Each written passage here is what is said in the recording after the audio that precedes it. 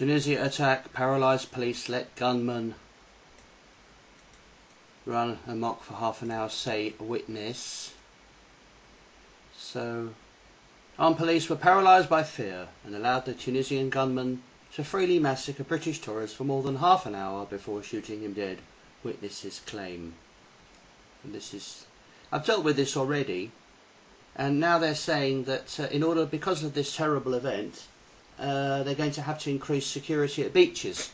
So they're going to deploy armed policemen who will presumably be paralysed with fear if a man in shorts runs around on the beach with a gun.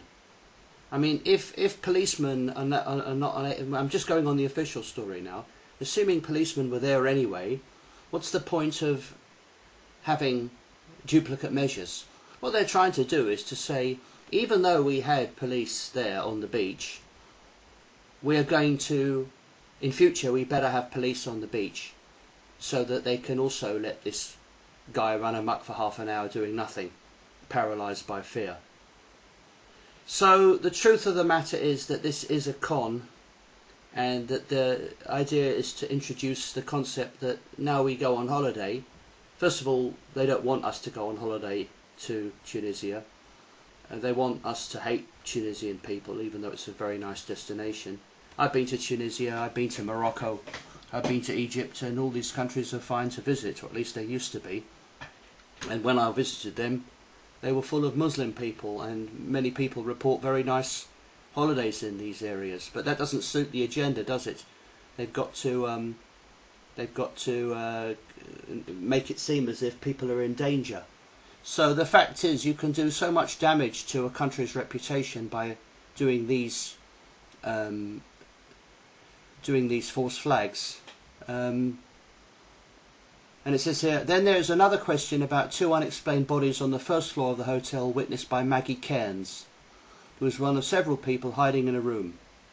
They heard a voice after the attack had ended and left the room, only to find two bodies outside the door.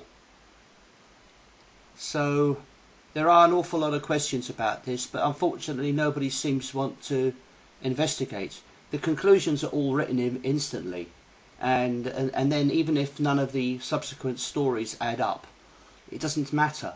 I mean, you know, the gunman can arrive by boat or by speedboat, he can use an AK-47, he can have a suicide vest, he can have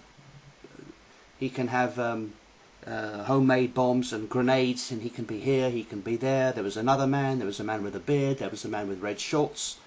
This whole story has been changing. We need more police at the beach, but there were police there already. They chased him around, some waiters threw ashtrays at him, somebody followed him around and picked up an olive oil bottle, then it was a water bottle, or maybe two people, one had a water bottle, one had an olive oil bottle. They were following him around, and there was people. You know, the story is just a load of rubbish.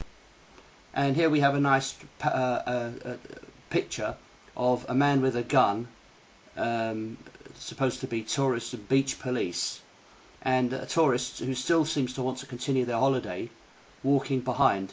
And once again, this is a staged photo. There wasn't simply a man at the beach who just so happened to see a policeman, who just so happened to, and there was just so happened to be a tourist in a bikini walking behind him. They're trying to associate, as rightly pointed out, other people have made this point as well, that they're trying to associate beautiful places with ugly scenes, to try and confuse us in our cognitive mind. But like I said, all these pictures are staged. The policeman was aware that a photo was going to be taken. Indeed, in theory, I mean, if I was a policeman on a beach that was in danger of terrorism, I probably wouldn't allow this photographer to take my picture.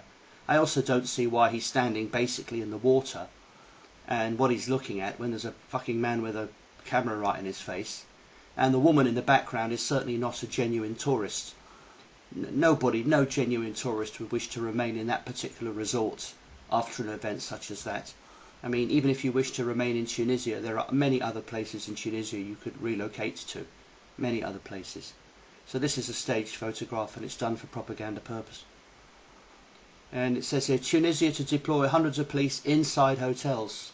Well, I can't think of a less attractive destination. I mean, I don't want to go to a hotel and have trigger-happy, plainclothes policemen with machine guns or automatics or whatever it is they've got, strutting around the reception area.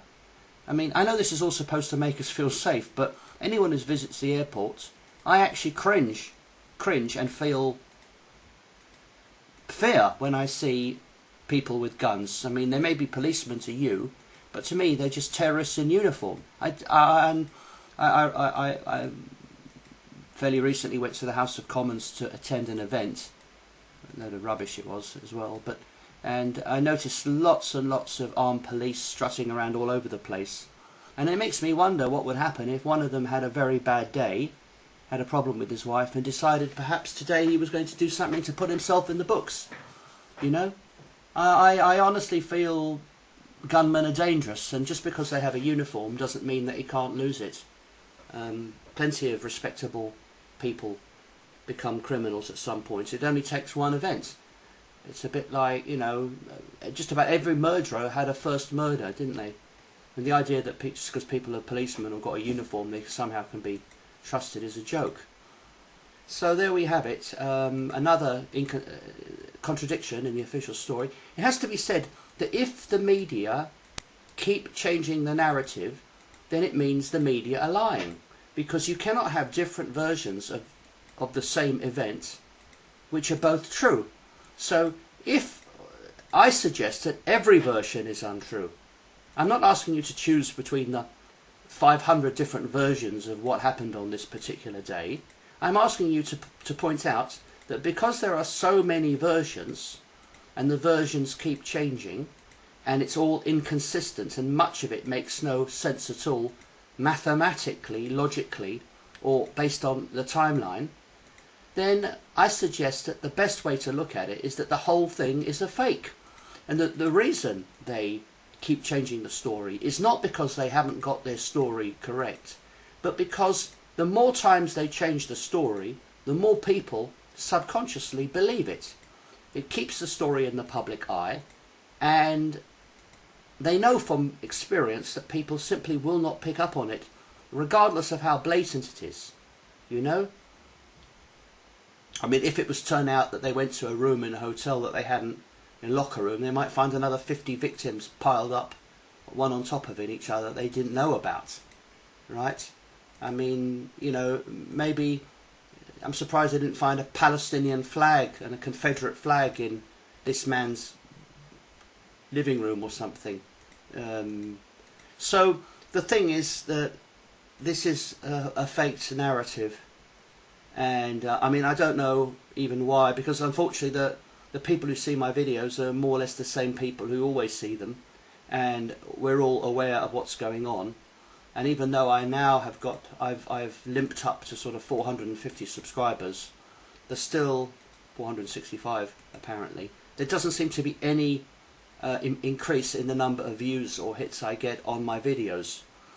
So I think if you wanted to help us, because after all this is a cause, isn't it? We're not about helping me.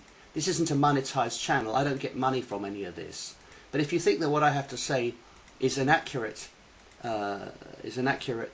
analysis of these events, then why don't you perhaps go to some other channels and note comments from intelligent people and suggest they pay a visit to my site? That would be better. It wouldn't work if I tried to do that myself. I've contacted lots of channels in the past, the main ones, and asked them to take a look at some of my analysis, and they don't even reply to me, let alone comment on my channel. So it might be more effective if you do it, if you can be bothered, that is. But I think a lot of us are so disheartened by everything that we probably feel there's no point in even trying. And if we don't get some momentum, you know, unless we can find some sort of momentum, then it looks as if everything we're doing is a total waste of time.